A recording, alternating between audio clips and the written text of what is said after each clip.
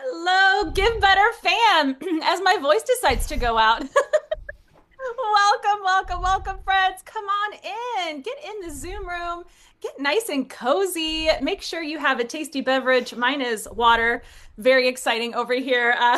But please get ready to take a lot of notes today because if you joined us yesterday, you know you're going to be taking some notes. I have my notebook ready to go. I've got my pen, my Give Better pen ready to go. Okay. Listen, if you weren't able to join us in yesterday's part one session, have no fear. You'll be receiving the recording and slides from yesterday's 101, so you are all set. No worries there. And hey, welcome to our second day of our double workshop series, fundraising events that connect and convert. Today's session is creating moments that move people. I'm excited. I know y'all are excited too. But before we get started, please introduce yourself in the chat. Let us know what your name is, your organization. Where are you zooming in from, friends? We want to hear from you. Okay, who do we have? George, hello. Patty from Sam's Haircut. Great to have you here. Gina Davis, welcome back. Great to have you. I'll never forget your name. I love your name and I love that actor. Tanya, welcome. Artie, Sarah from LA. No, I'm sorry, Missouri. I missed it. Sherry, Heidi, Carrie, welcome. Carrie from San Pedro, welcome in the room. We also have behind the scenes the amazing Brooke, who is running the show with us today. So, Brooke, thank you for being here as well and managing that chat. Bridget, welcome. We've got Dawn from Virginia. We've got Carol from Denver. Hey, I used to live in Denver. Love it there. We've got Carl and Nina. Nina, welcome back. Great to have you here again. We've got Marjorie and Carrot. Listen, everybody is getting in the Zoom room, so come on in. We're so excited to have you here with us today. Let me tell you, my name is Stephanie. I am your Give Better webinar host, zooming in from the right now cloudy and rainy state of Michigan. But I'm thrilled to be back in the saddle for day two of this exciting workshop series. Well, as y'all are coming in, let's go ahead and review our housekeeping reminders for today, shall we?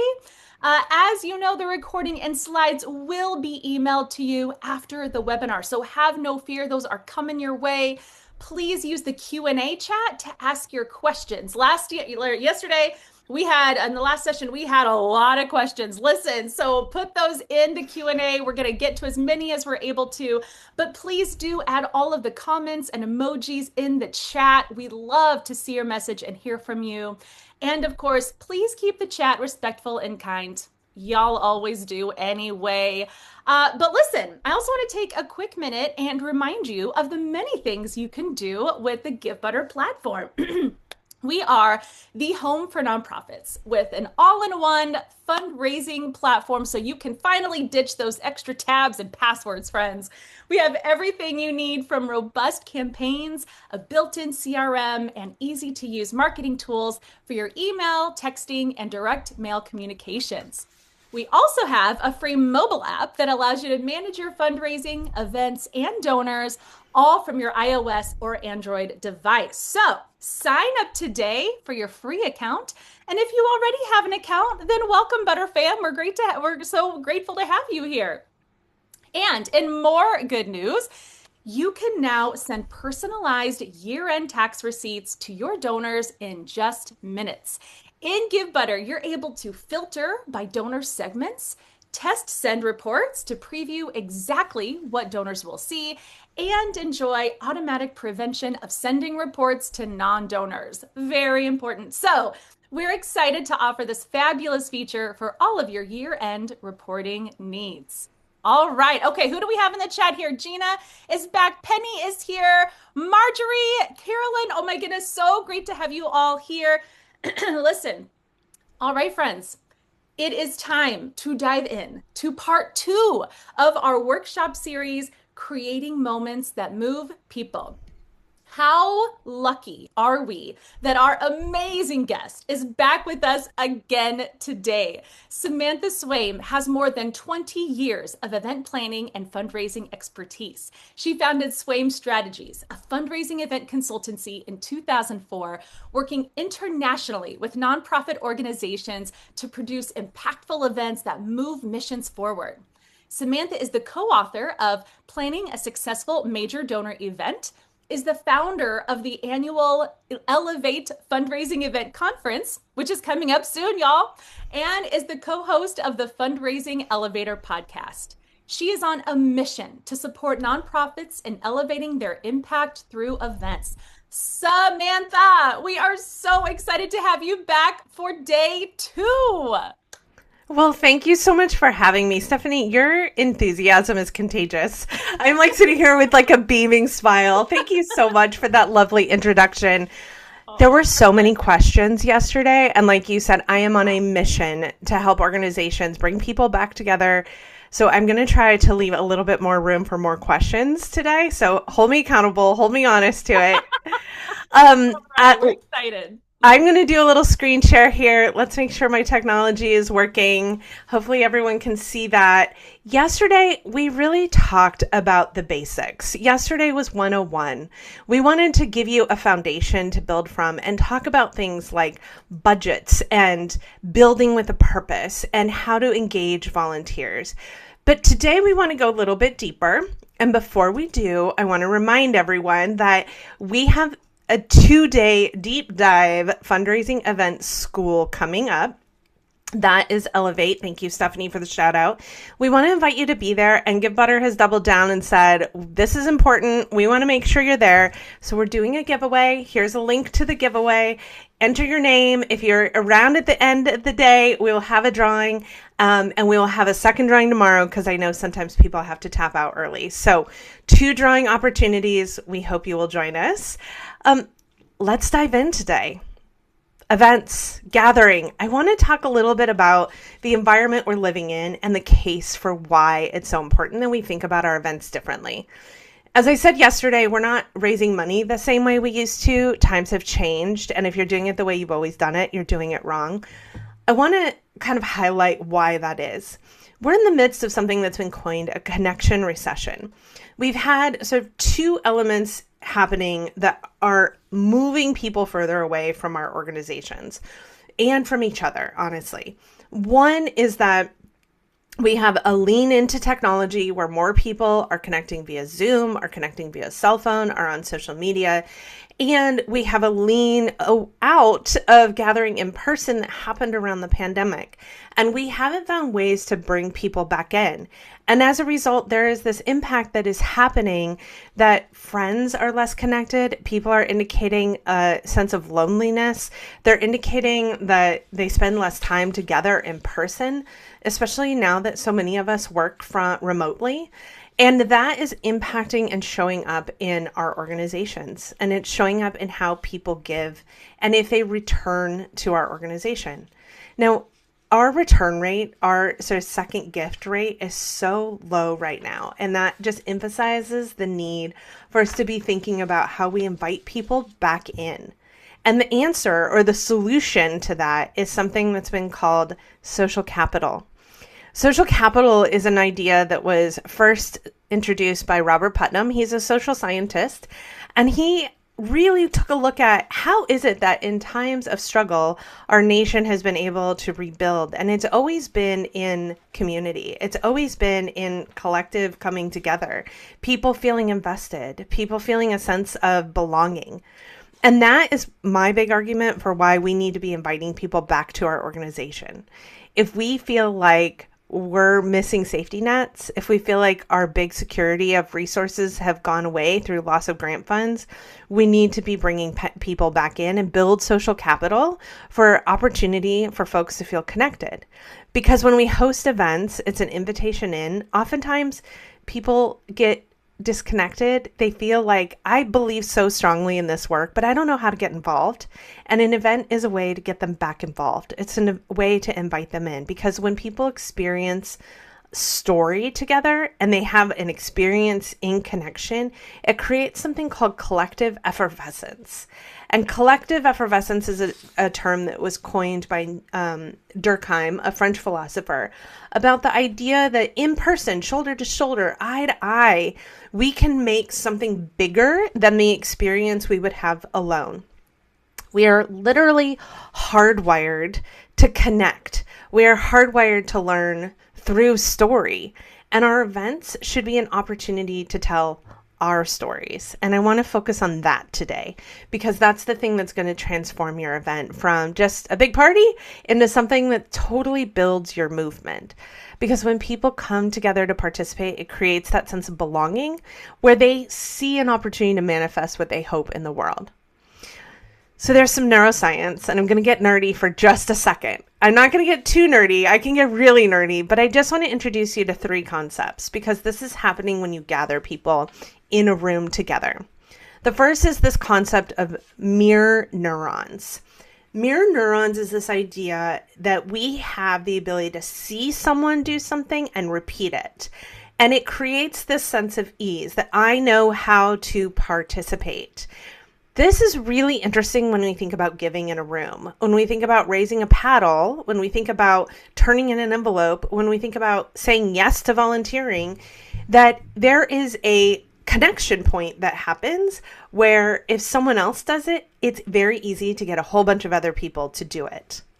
But there's 2 other things I want to introduce you to. This first one is oxytocin. So oxytocin has been coined the moral molecule by Dr. Paul Zak, another social researcher. The moral molecule is this idea that we have within us the innate need to be charitable, that giving feels good, that people love to give, and there is a reward to it. But when oxytocin is present, that is the molecule that makes us feel warm and fuzzy.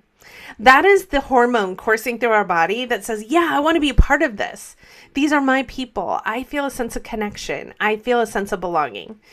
The interesting thing is that when oxytocin is present, it increases the gift size and the volume of time that people will give, how frequently they will give. And the number one way to release oxytocin in the body is storytelling. That's the fastest way to release oxytocin. So I know we've been to those events that are like long, boring, so hard to sit through, droning on. We don't want that. We want compelling, emotionally connective, ethical storytelling that empowers the storyteller to own their own voice, because that is the thing that makes people go, I want to be a part of that. So when we have oxytocin released, when we've told a really great story, or when we have this burst of excitement and enthusiasm, like we see lots of other people giving, there is a bigger sense of, I want to be a part of that because I want to belong. And belonging is a really powerful motivator. In fact, Susan Howlett, who is a researcher I referenced yesterday, has done a lot of study about what motivates people to give. And there's 3 main reasons why people give. The first is because they believe in the mission. It's how they want to manifest the world they want to see. If they believe in cancer and you do cancer research, you are who they want to invest in. If they believe in advocacy for feeding folks and you provide food and housing and shelter, you're who they want to give to. So believing in mission is a big part of it, but it's only one part of it.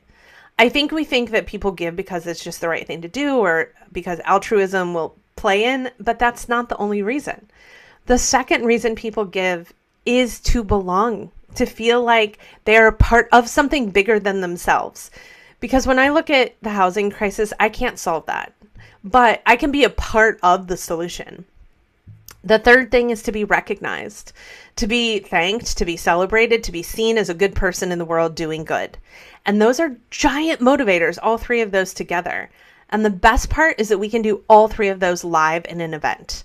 And that's why collecting people together creates collective effervescence, because we experience something together. And when people feel a sense of belonging, I truly think this is the medicine the world needs, because when we bring people together, we connect them, we create that sense of purpose and mission, and we tell stories that release oxytocin.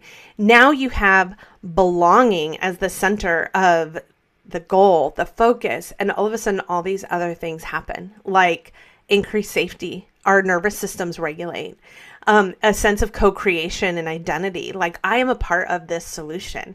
I want to be a part of this solution.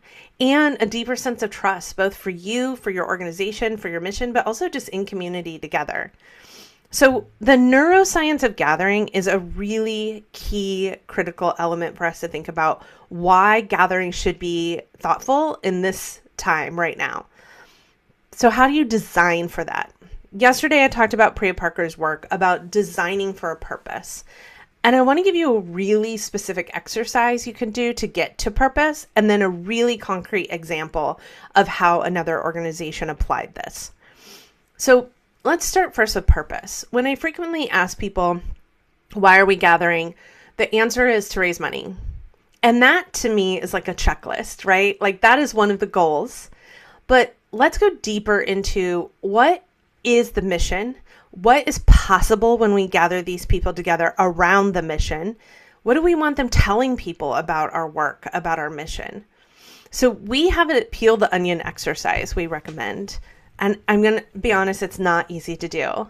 But get a group of people together, your committee, your senior leadership team, and ask the question, why are we having this event in this time with these people? What does this make possible? So you ask why once. Then you ask why a second time, a third, a fourth, and a fifth time. This process of peeling the onion gets you more and more and more specific.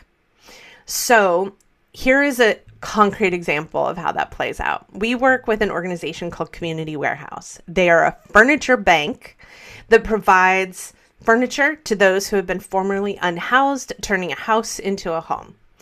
When we did this exercise with them, it started first with, we need to raise money. The funds we raise will be able to meet the fact that we have extenuating needs that are beyond the resources that we get through our grant exercises or for our grant funds. By bringing people together, we can raise money to fill that gap. Then we asked why again. Why now? Why these people? And it got more specific into diving into the fact that together, it would also increase the gifts and the donations to the warehouse, both monetarily and the furniture. And it's a message that of plenty that they wanted the community to understand. So then we dove deeper and deeper. And each time we asked why, simply the question, why? It got more specific and more specific. It started with like a page-long conversation. I love that there's a community warehouse here. David, I'm going to give you very specific examples for you. That page turned into paragraph, turned into sentence, then it turned into one statement. Bedtime is better with a bed. That encompassed everything for them. That encompassed the fact that we kept people housed. We were talking about families. We were talking about turning a house into a home. We were talking about the fact that you have things in your home that could help other people in their home. Bedtime is better with a bed. That drove all of the decision making. They have two needs that they get requested the most, which are silverware and mattresses. So that also allowed us to impact some storytelling.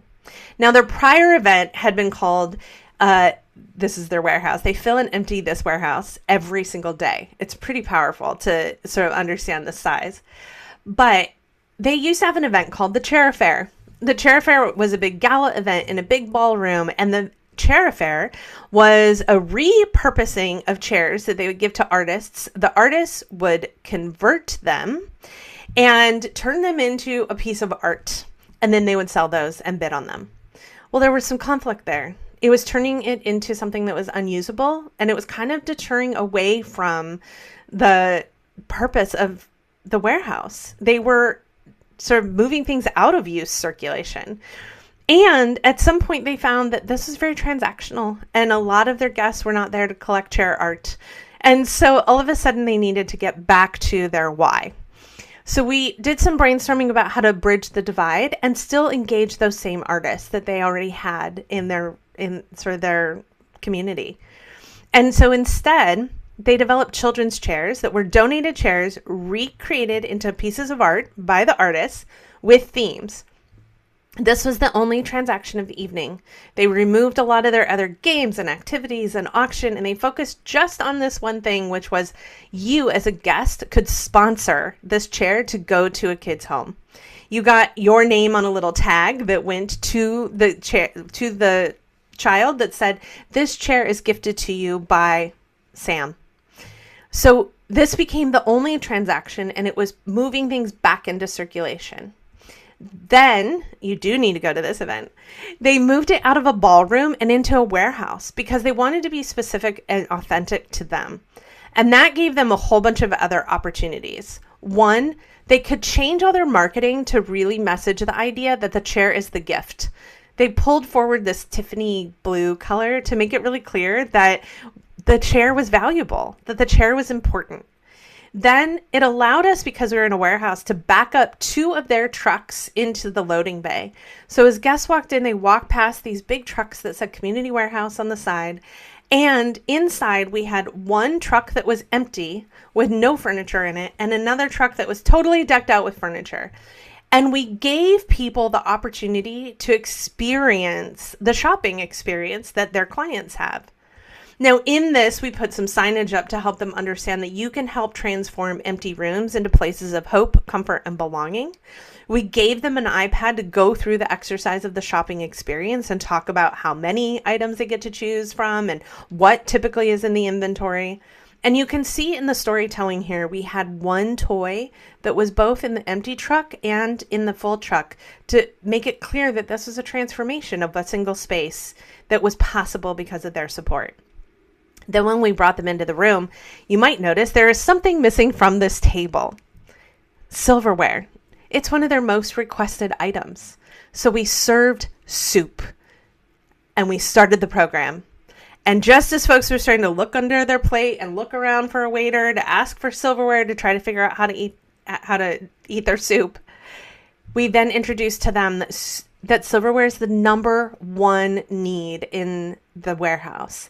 And all of the silverware coming around tonight was going to be cleaned, washed, and donated back to the warehouse. And with that, all the servers were there like magic fairies that appeared with silverware baskets and gifted everyone silverware. But it stuck with people. Now they had something to remember. And it was clear that we were telling stories about converting a house into a home. We were telling stories about how stuff actually matters. Then the other element we had was on every centerpiece was not flowers. It was not anything fancy. It was a box of the most requested items that are small household goods, things that were housewares that they needed, that at the very end of the evening, we gave them an opportunity to sponsor as many as they would like to as many homes as they would like, so that things like lamps, alarm clocks, can openers, silverware, utensils were all in this basket, and they could sponsor as many baskets as they wanted. And the table who sponsored the most got a prize. So it was a fun little activity at the end. So this is how why and purpose can be so central to designing your event. It helps you make choices about what are the stories you tell, how do you frame the event, how do you help people walk away with something. And by the way, they raised more than their fundraising goal at that event. So it was successful in lots of different ways. The second thing I want to touch on, not just as purpose, is once you have that purpose, how do you build your story? How do you make it that it's not lots of people sitting at a microphone, boring and droning on? I know it's hard to do. There's lots of people that want the microphone. But it's important to release the oxytocin, to have that collective effervescence moment, to have dopamine flowing through the room, is that you create a program that actually builds connections to your mission. This should be an event about you. If you are gathering people, it should be an event about you. It should not be honoring people that are not connected to you. It should not be about keynote speakers that have nothing to do with your work or your mission. This event should be about you. This is the chance to tell your story. So there's a lot going on when people come in, and your job is to remove that friction. And there is a natural group dynamic happening anytime you gather people. It is happening right now in this webinar. First, folks come in from other things, busy, not sure what they're doing, right? You probably were checking emails. You probably had a lot of other things to do. We welcomed everyone. You dropped your name in the chat. Now there's a little bit more of an opportunity to understand, okay, this is how to participate. I'm ready. Let's go. Then engagement naturally starts to increase. And then there's that magic time where you're starting to get nervous and you're looking ahead at like, okay, I have another meeting I got to get ready for, and I have something else I need to go to. This happens in our gatherings and our events. It happens in any meeting, any gathering, any Zoom call you're in. People's engagements naturally increase and then naturally decrease. It is Group Dynamics 101. And where we see organizations fail is that they try to be clever and fight that dynamic. And what I want to encourage you to do is lean into that dynamic and build your program to be focused on that dynamic. If you build your event arc to match your group dynamic audience arc, the fundraising arc naturally follows, and it naturally supports your fundraising. So here's how that looks. We bring people in, we get them seated for our program. Even if this is a reception style event, if you have a program, you need people to get seated. Going back to neuroscience, when people are standing, it tells them the socializing is what the focus is. When people are seated, it tells them the program is what the focus is. If you have people standing and you're trying to talk to them in a program, you are fighting nature. And I want to encourage you to lean into nature and natural inclination and instead get people seated. It can be at a dinner table. It can be in a theater style. It doesn't matter how they're seated, but get them seated and focused. And then use the fact that we all know how to behave in a movie theater and bring the lights down and dim them, and then bring the lights up on the stage and start your program. Because you don't have to stand there and go, excuse me, can I get your attention? Can I get your attention? It tells people, shh. So use the tools that you have to get everyone focused, and then start your program and do not stop. Do not take a dinner break. People can eat while the program is happening. Start your program and do not stop. We now have shorter attention spans. It has been proven by science that our attention spans are getting smaller and smaller. And I have found that 3-hour event programs can now only be about 60 to 90 minutes. I know that's like horrifying, right? Short, tight programs, 60 to 90 minutes. And during those 60 to 90 minutes, your dinner can be served. People can eat and watch the program at the same time. I do it every single night in front of the TV. So you can serve your meal and have your program happening at the same time. In fact, food releases oxytocin, so now you get a bonus bump of that moral molecule. That's going to increase your giving. Then we move into this 5-chapter arc, and I'm going to encourage you to think about each of these pieces as their own pieces. First, we have to welcome people. Chapter 1, we get them focused, oriented, welcome. We are so glad you're here. This is what we are here to celebrate tonight. Second, we tell our story.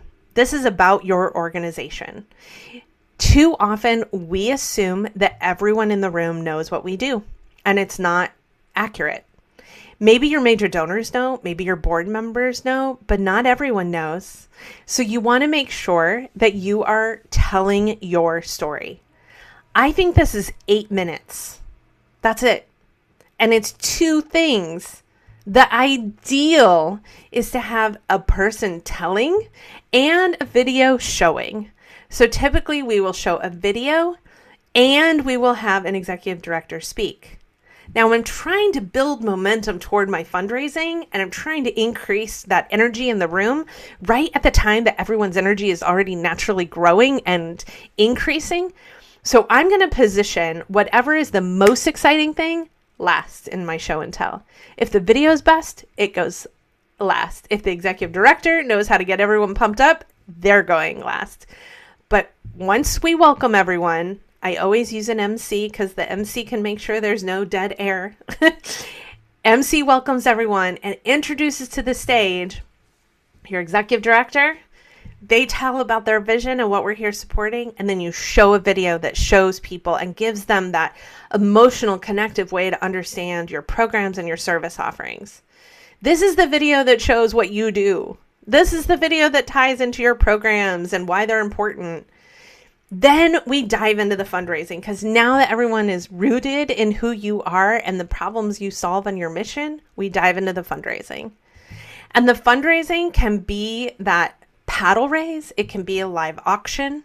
And I'm going to come back to that because that's the most important part of the night. But we're going to keep going with the program first, and then we'll talk about the paddle raise.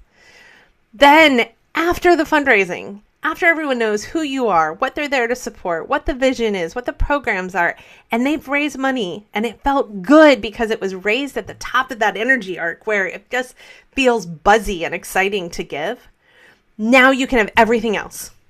So now you can have your celebration moments, your entertainment, your honorees, your keynote speakers, anything else that is not about the organization or fundraising for the organization comes in chapter, it says 3. Let me move on to chapter 4 in celebrations. That's where you put a keynote speaker. That's where you put your honorees. You want to make sure that they don't detract or take away from your fundraising. And then finally, all the love. You can't leave a program without it. You need to thank your sponsors, your donors, your board members, your staff. You want to thank all of your guests. You want to give them lots of love. It's like the big giant bow on the end of the package, right? If you design your event in this arc, in this format, I guarantee you people will leave there saying, that was amazing. And they won't be able to tell you why it was amazing, but it's because you designed into the natural biorhythms of the group. So let's talk about the paddle race, because that's the most important part of the whole night. So for those who do not do a paddle raise, I want to encourage you to think about adding one. So paddle raise is called many things. Fund a need, the big ask. It is a direct ask for cash is what it is. So it's a direct donation. Here is my argument for you. I have 2 arguments about why this is so important. The first argument is that the 3 reasons why people give are because of your mission, to be seen and recognized, and to have a sense of belonging. You can do all that in a paddle race. You can do all 3 of those things in one moment in a paddle race. The second reason I want to encourage you to understand why paddle raise is so valuable is because for years, decades even, a lot of our revenue generation at fundraising events was transactional. It was games and auction packages and very transactional. And yet what we're seeing is generationally, there's a shift to demanding that the giving is going toward impact. And when we look at millennials and Gen Z, they are not interested in transaction. Giving in silent auctions, giving even in live auctions is decreasing, and giving in the paddle raise is increasing. So I want you to think about adding a paddle raise. Now, I'll give you a lot of other reasons why it's helpful. 1, it's unrestricted funds. Those are hard to come by sometimes. You don't have to procure anything. There's no auction procurement required to do it. It helps you to build your major donor base because it gives a much bigger sort of indicator of people's capacity.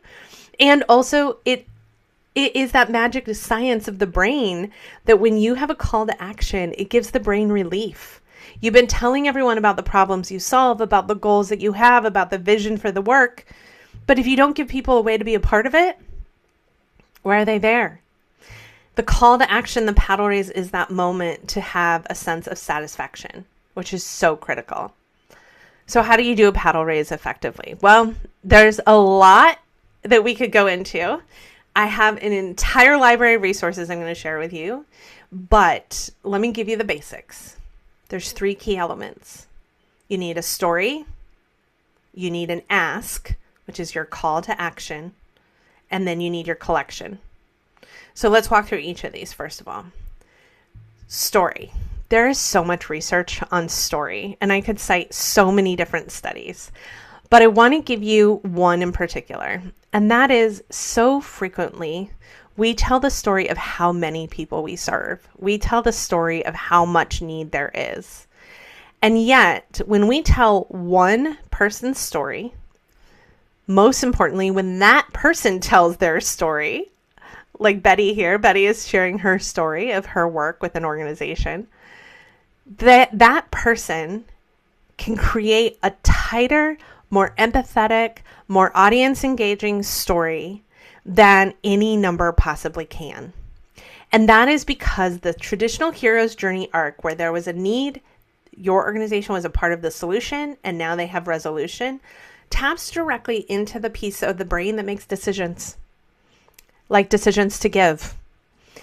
And the study by Paul Slovic made the assumption that if we tell people how big the need is, we'll raise more money.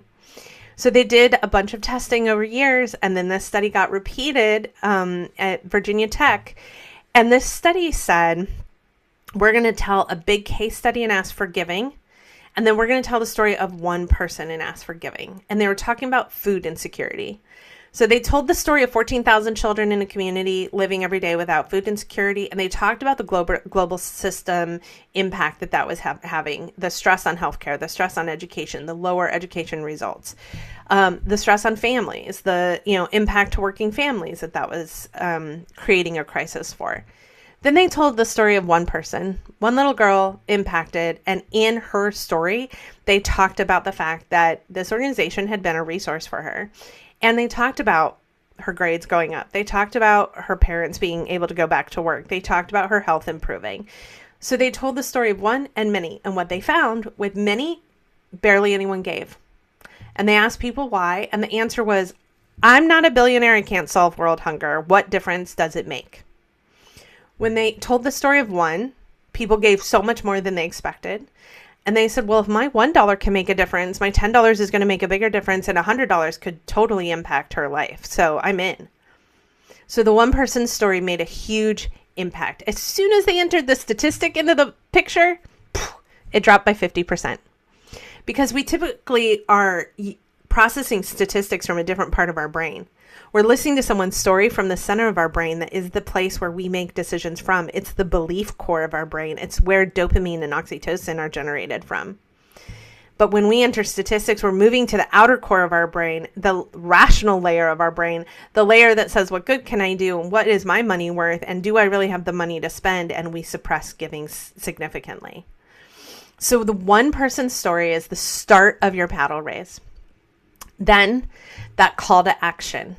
I love my storyteller to be the one who gets up on stage and says, now is your chance, and I'm asking you to give. Really short, really simple, but it tells people now is the time. If they can't do it, I have my auctioneer, my fundraising host do it and say, now is the time we're going to ask you to get those bid paddles out and give. But you have to have that ask. Otherwise, it takes a minute to get everyone comfortable with what you're doing. Then the final thing is that collection. And the collection is where I could go into hours and hours and hours of strategy with you, but the collection can be passive or active. The active collection will always raise more, that paddle raise, because it touches on all three of those Susan Howlett elements, that it allows them to be seen, be a part of something, feel a sense of belonging, and impact that mission. Paddle raise going up, you always want to know what your top giving level is. You want to keep that momentum, that arc. You want to keep that energy surging before you go off the other side in the cliff. You want to know what your top level is. And I recommend that if your top level is $25,000, start at 25. But if your top level is $100, start at 100. Wherever you know you have donors in the room with capacity. And the best way to do that is to secure pledges in advance. And at minimum, I recommend that you secure your top 3 gifts. The other thing I would add is secure your top 3 gifts within your top 2 levels. So you're creating momentum of, do we have anyone at 10,000? Paddle in the air. Anyone else? We're moving to 5,000. Paddle in the air, paddle in the air. Now you've hit a tipping point. What those first 3 people do is it teaches everyone this is easy. It shows and demonstrates that people support this cause, and it creates a sense of trust. So at the very minimum, when you're getting ready for a paddle raise, you have a great story, you're making that ask, you want to make sure your collection has at least your 3 top gifts pledged, and that they're ready to raise their paddle to show people how to do it.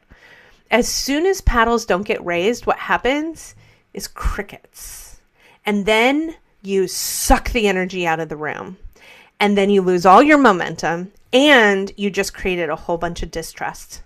So this moment can be transformed when you have those three gifts. Now, there's a lot of other ways that you can engage people by having matching gift challenges. You can have, I see, a paddle sweep where for a 20th anniversary, you ask everyone to give $20 and you raise those paddles and just collect them if you're done with your fundraising. There's a lot of ways that you can mobilize people, and I'm going to drop in the chat for you just a couple of resources and links where you can kind of dig in more to that strategy. But my hope today is that you are inspired to think about designing for purpose, that you build a story arc that is about you and plays into and puts your fundraising center, and that you do a paddle raise. Even if you're just having dinner with 20 people, you can do this. Even if you have a stadium full of people, you can do this. So hopefully this gives you some sort of insights, some ideas. I really tried to make sure we had lots of time today for questions because there were so many questions yesterday, and I want to make sure we get to them. I want to pull back up the giveaway because we want you to enter so that you can get 2 days of event fundraising school with some of the most brilliant minds in fundraising and education that we have. We have recruited some incredible speakers. Drop your name in. I'm going to drop a link for you so you can also click through. And then I want to dive into questions. I'm going to leave this up. And I want to dive into questions. Stephanie, what do we have coming in? And before we leave today, I'll drop some other resources so folks have some like quick ways that they can dive further into all three of these topics. Oh my goodness. So before we dive into question, can we just again give some love to Samantha in the chat? My goodness. Another slam dunk 2 days in a row. So much helpful information. Again, I have a page full of notes. This is wild. So amazing information for everybody today. Yeah, look at that love, Samantha. There's so much love for you. Thank you. So we're so grateful. Listen, we have a lot of questions, and let's go ahead and dive into that. So we're going to start right out. Caitlin has a question. So she works for an independent school whose gala attendees are parents of the students who are very already involved pretty heavily in the school's mission. So Okay. she's asking, how can we engage them with storytelling? You know, they're already involved and for their kids and it's a school. So there are lots of organizations kind of in this boat. Do you have any thoughts or suggestions for them? I do. I actually have a school that's a great case study. So we work with a private Episcopal school that picked up the book, The Golden Circle of Why by Simon Sinek. It is also a TED Talk. So if you are short on time, watch the TED Talk. It's a great TED Talk. But the idea of it is that if we speak to the why on a regular basis, we create a shared sense of belonging, a shared language. And this is really at the root of why most religions are very rooted in gathering, because it creates a shared belief system. They read this book as a group. They did a book report as a group because it's a school. And then they applied this to all of their meetings, board meetings and staff meetings. Does anyone have a why to share? Some people call it like a mission moment, but a story where someone had an aha about how important the work they do is. And they had so many different stories: an alumni story, a parent story, a story from a teacher, a story from a student you saw in the hallway, when a student really clicks and gets it, student that just got into a new school. Like, so many great stories came to them that now they had a whole library of storytelling that they could share. And what they found was the parents' experience is the experience that their kid is having. Rarely do they have an experience outside of that. So being able to talk to a parent about, I know that your kid's interested in going to college at this place. We have all these alumni we could connect you to. Or I have this great story of someone who also just had this huge win in math. Or, you know, I know you're really invested in the swimming team, and here's all the other stories of successes coming out of that. Having that library of shared storytelling moves it beyond just their personal experience. I love that. I think that makes so much sense, because wanting to bring everyone in the room about the thing that they already care about so much, which are their kids and what's going on with their kids collectively. I love that. I left out the best part of that story, which is their fundraising. The year that they initiated that, their fundraising increased by 350%. Oh my gosh. Yeah. It was huge for them. Incredible. All right, y'all, take notes. Did you get those notes? I love that. Okay, we've got another one too. Carolyn says regarding event arc and eating during remarks. Do you have any best practices for managing the flow of food versus speakers? It's always a challenge to try to not have fork scraping during awards and special key moments. Yeah, absolutely. So I'm going to stop screen share so I can see the chat here going. Um, and we can always drop that link back in if anyone needs it. So here's what I recommend. I always have the first plate down when they sit down. So that's the salad. Salad, bread, wine, water, basic things on the table so that when they sit, they can begin eating. And I typically wait until the first course is cleared, the salad, and dinner is coming out and being placed on the tables, the entree. When that is happening, that is when we start our program. So usually there's about a 20-minute delay while everyone takes their seats, while they start to eat their salad, while we start to clear it. And then once the entree is down, we have the program. I keep the wait staff on the floor, silently, quietly moving through the venue, but very quietly refilling glasses, clearing a plate. When the paddle raise happens, we clear them off the floor. We tell them now, and they leave. And then when the paddle raise is over and all the other programming is happening, then they can come back to clear plates and get dessert served. So that's typically the timing for a seated dinner. I see a question about buffet. We have seen food stations and buffet become very popular again recently because of rising costs of food, and it's a way to cut labor. If you are doing that, then I make it part of the reception time. So I don't wait for food service. I make it that when you walk in, the food is there.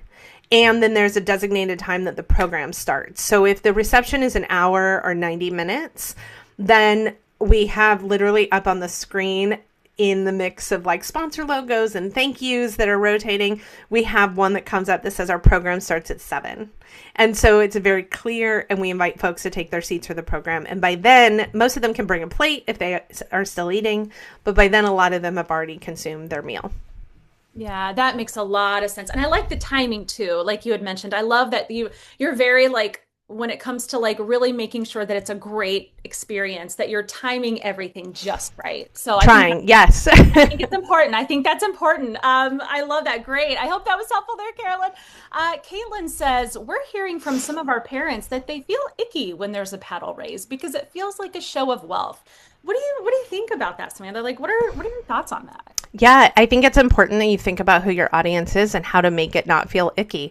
So there's a couple of ways to do that. The first thing that I would recommend is that you're looking at the capacity in your room, but also the inclusionary space in the room.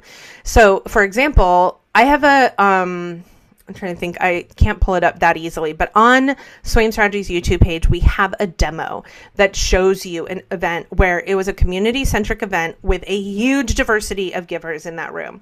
And one of the things we focused on was the fact that it was their 17th anniversary, and so they were doing a $17 ask. So they made sure that it was very inclusive. It is often an opportunity for you to think about, a really big donor. Let's say, for example, you have a giving audience that typically gives between $500 and $1,000. But perhaps you also have a gift that is a $10,000 lead gift. It might feel icky to start at $10,000 and have no one else and have this giant gap, right? The way you can combat that is you hold that $10,000 gift and you utilize that $10,000 gift as a challenge at a lower level. Like, we need 100 gifts in the air at $100. And then we have a generous donor who's going to match them. So that you use that as an opportunity to sort of less of a showcase of wealth and more as a motivator. Matching gift science has transformed, and there's so much research coming out right now about the importance of matching gifts helping people to feel like it's a collective action, that they're having a bigger impact because of the fact that they have other people joining in it. Hopefully that helps. I love that idea, having a matched donor for, oh, that's so smart. And like you said, for depending on the audience in the group and what their scale is and what makes sense, like being able to offer that on top, that's great tip. Did y'all hear that? Write that down, okay? Love that. Okay, Aaron says, we have wanted to try a paddle raise, but our event typically has 700 people in attendance. First of all, way to go, Aaron. Yeah. But she says that feels too unwieldy for a paddle raise. Do you have advice for this? Oh gosh, no, that is the best paddle race. Um, I have a professional auctioneer. I mean, that's the key. And if you need a reference for like great folks, I can make some recommendations. But you want to have someone that feels comfortable in the room that can lead that moment. But if you've done your programming well and your program is not just a free for all party, but your program actually has a seated, focused, intentional program like that arc, it's very easy to keep people engaged for a short duration. It's harder to keep them engaged for a live auction, actually. They immediately start talking. Only 5% of our audience participates in a live auction. But that paddle raise moment is a moment where it's pretty easy to keep people engaged if the energy is there and you're keeping everyone really engaged and active. There's also shortcuts you can take, like at the lower giving levels where everyone is participating and it feels overwhelming, sweep the room and just collect them. Have volunteers ready and we're going to collect all the paddles now for everyone giving at the $100 level. So there are ways that you can make it go faster. A professional auctioneer can help you do that. Yeah, great advice. Great advice. Danielle has just a recap question. She said, if you could go through the dollar amount versus goal number bit again for the active collection, she said, where you say if you start of your goal at 25,000, would you Oh, mind reviewing that just one more time for us? yeah, there's a goal that you have of trying to create energy and momentum in the room, right? You have this sort of natural bioscience and neuroscience happening where people are leaning and looking to others. And so if you don't have gifts happening, you don't want to guess. You don't want to be like, I think we have people with big money in the room. I don't know. You want to talk to some of your key stakeholders in advance and set up some pledge gifts that kick you off. Now, let me give you two really quick examples. We have an organization that has very high wealth donors in their room, and they have as high as $50,000 in their paddle raise. So they secure their top three gifts at the first two levels, which is a $50,000 gift and then two $25,000 gifts. But 10 is even a hard level to get people to like impulse give at. So they also secure two gifts at 10,000. They want that momentum to keep going. So they always make sure they have those pledges designed so that at those first giving levels, you have paddles assuredly going up. And interestingly enough, when they do that, they typically get this huge flush of onboard where people are like, yes, I'm in, and they're showing off their wealth, right? That is a room that is showing their wealth. We've had other organizations that they're bringing all college students together and conducting a paddle race. And in those situations, we had for one particular event, we had a $10,000 gift and no one else in the room was going to give 10 or 5 or 2,500. But we did have a board member willing to give 1,000. So we started with her gift. Yay, everyone, so excited. And then we set up two gifts at 500. So we knew we had momentum. By the time those two gifts hit in the first two levels, $1,000 gift, two $500 gifts, we had four more people jump in at the $500 level. Now we had hit our tipping point. Then 250, we saw 8 gifts come in. And then when we hit that $100 level, this was the level we felt like most people could push for. And so at the $100 level, we will match 100 gifts at $100 with this foundation's $10,000 donation. And they got 130 gifts in the room. All of the people that had previously given at the 1,500 and 250 level, every single one of them also gave a $100 gift. The year before, they had also collected 50. This year, we said this is our last giving level, and they only lost one donor in that, and she still gave 50 at the door on her way out. So they increased their revenue. They went from a $4,000 paddle raise the year before to a $24,000 paddle raise the next year. So having just a few gifts lined up to know you have momentum and energy is the key to making it feel good, and setting a level based on what you already have pre-committed. I always recommend you at least have those top pledges that create the energy. Yeah, wow. Great. Another amazing success story and so strategic. That is like what a great idea. Things that like you just wouldn't you got to go a little deeper. You got to think a little deeper about these events, to get some of these. So to see that they have been so successful is amazing. And last question, we're going to sneak one more question in from Nina. Great question. I think a lot of people are going to resonate with this. She says, "How do I strategically turn my board?" So some tips here onto the philosophy that we can raise what we are looking for through just a paddle raise. They insist on having a live auction and a silent auction and a paddle raise, and it's exhausting. So I always recommend that you build a budget and a strategy that demonstrates how you're going to do it. So we talked yesterday about the budget. In that, one of the questions I always have is, you want to raise more money, where's it coming from? And if you build a strategy where you can see, these are who we're asking at each level, this is where we think we can fill in those gaps, this is how much revenue, but it takes some budget planning on your part to then make it a conversation with the board. So it is not uncommon to get fear around change. It is a regular thing. And board pushback when there's been a comfort level before is a real thing. I'm going to provide a whole list of resources here. So we have a whole deep dive free podcast. If you go for a walk or you have a commute, tune in. That is a step-by-step about your event. And it really dives into your storytelling and it really dives into your paddle raise. The second thing is we have a lot of resources we publish online for free. So please join us. We're super excited to have you. Join us at our 2-day conference, but also just email me. I got a couple emails yesterday and tried to get back to everyone with advice and recommendations and answer questions. I am happy to be able to answer any questions that you have.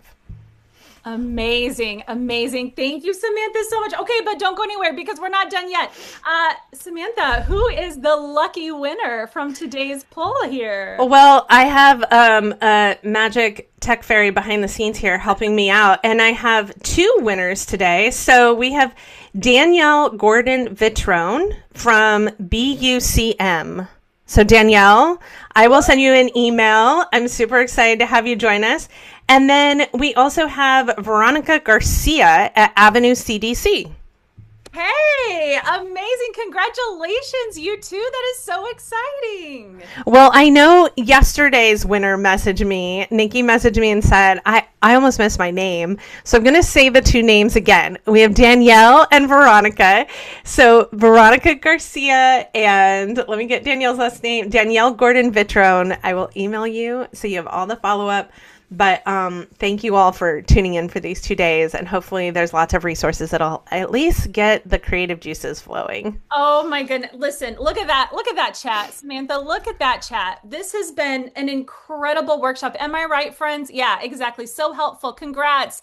Great webinar. Thank you so much. I mean, my goodness, the wisdom that you have shared with us from all of your experience and successes has been tremendous, Samantha. So thank you so much. And thank you for the giving away some amazing freebies to your conference. We are so excited about it. My pleasure. So excited to have everyone join us. And you'll get a follow-up so you know how to get your ticket. Perfect. Yay. That's what we need. Well, thank you. Round of applause in the chat for Samantha and these 2 incredible webinars that she has led today. But listen, the treats keep coming, fam. We're sharing our Give Better nonprofit fundraising strategy template that can help you plan your fundraising steps while staying connected to your mission and your budget, something that we just talked about with Samantha just a minute ago. So grab that QR code. The link is there in the chat for you as well. Get your goodie, okay? Get your goodie. And as always, we have a few final reminders for you. Make sure to sign up for office hour sessions hosted by superstar Claudia. The topics discussed in these are absolutely golden, so you do not want to miss these. Please also join the Give Better fam as well. Connect with other change makers in our private community to get exclusive news and to support and celebrate your successes together. And lastly, our team would love to hear your feedback via our webinar survey. Let us know what you thought about today's session and share other topics that you're interested in as well.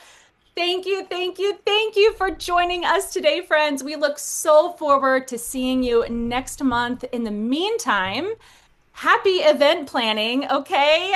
Share the news with your team and your board that you were able to take in these last 2 days.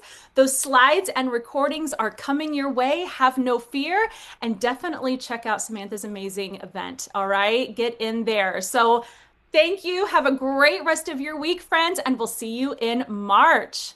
Thank you so much, Stephanie. We appreciate you. Thank you, Samantha. Oh my gosh, congrats. And we're wishing you well at your amazing event coming up very soon. Well, we're excited to have so many of your guests join us. We'll be doing our last drawing tomorrow. All right. Yay. Stay tuned, friends. Bye, everyone. Thank you.